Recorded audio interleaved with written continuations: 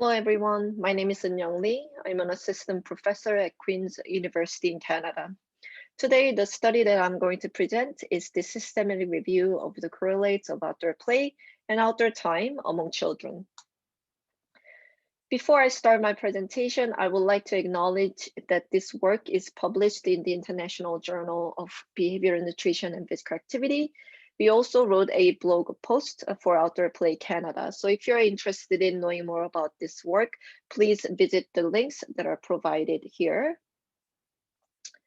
So just to give you a brief background, it is well established that outdoor play or simply spending time outdoor is beneficial for health and development for children. But we have been observing a decrease in outdoor playtime among children.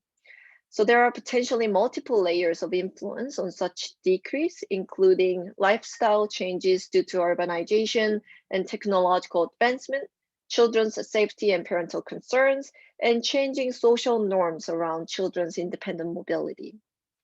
More concurrent events that act as barriers to outdoor play and outdoor time is the COVID-19 pandemic that we are all experiencing right now. We have mass home confinement directives and the restrictions on the use of public outdoor spaces, and that may act as barriers to outdoor play and outdoor time among our children. The objective of this study was to identify important correlates of outdoor play time among children.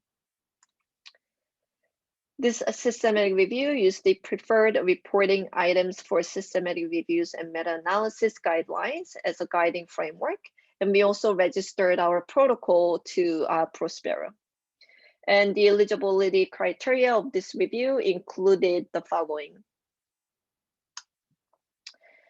Literature searches were conducted in 5 different languages. These languages were selected primarily based on the language spoken by co-authors.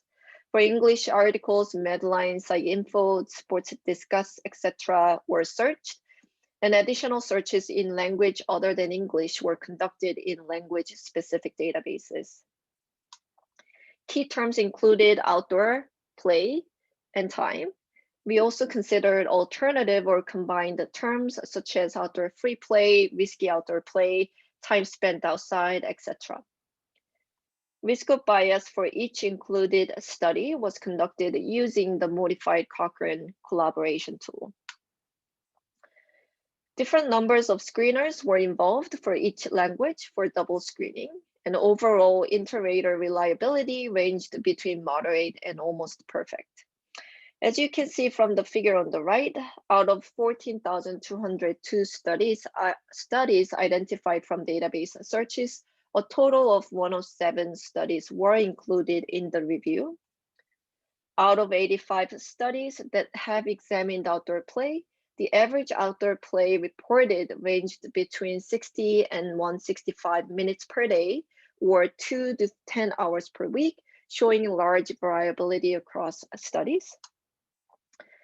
Out of 22 studies that have examined outdoor time, the average outdoor time reported ranged between 42 and 240 minutes per day, or 6 hours per week. Our key result indicated that children's outdoor play, outdoor time appears to be influenced by the factors that are proximal to children within the socio-ecological modeling. So for example, correlates are deemed to be important for outdoor play only, included parental attitude, parental behavior, parental support, parenting practice, and built and social environment, as you can see on the right, on the left. For outdoor time only, living in a rural area compared to urban or suburban area appears to be more conducive to outdoor time among children. Correlates that appear to be more important for both outdoor play and outdoor time included boy gender, memberships with the dominant race ethnic groups, so being white in North America or European regions, or having Chinese ethnicity in China. Being physically active was also related to more outdoor time, outdoor play, as well as home environment and warm seasons. So based on the socio-ecological model, What we have also found is that limited consistency and evidence was observed at the higher level variables such as institutional, macrosystem community, and physical ecology pressure for macrosystem change levels. So this was also surprising because the most frequently studied correlates were macrosystem dimensions, community level correlates, for example, the built environment, for both outdoor play and outdoor time. But only 3 variables were identified as key correlates. As you can see, having recreation or physical activity facilities nearby, having a play space nearby, or having a playground nearby. This imbalance in correlates identified by social-ecological modeling may be because there are not a lot of studies examining the mechanisms between different levels. So for example, interactions and processes between different variables. Rather, many studies examined single level factors as potential correlates. Parental variables or identity variable at the micro level may reflect social structural macro level factors and together influence children's outdoor play and outdoor time. So for instance, in the Canadian context, in the Greater Toronto Area, the immigrant population is concentrated in socioeconomically deprived or more diverse neighborhoods with less cul-de-sacs and less infrastructure where children can engage in outdoor play safely or being far away from green spaces or parks. So they may have less opportunity for outdoor play or outdoor time than their counterparts who live in white, wealthy neighborhood.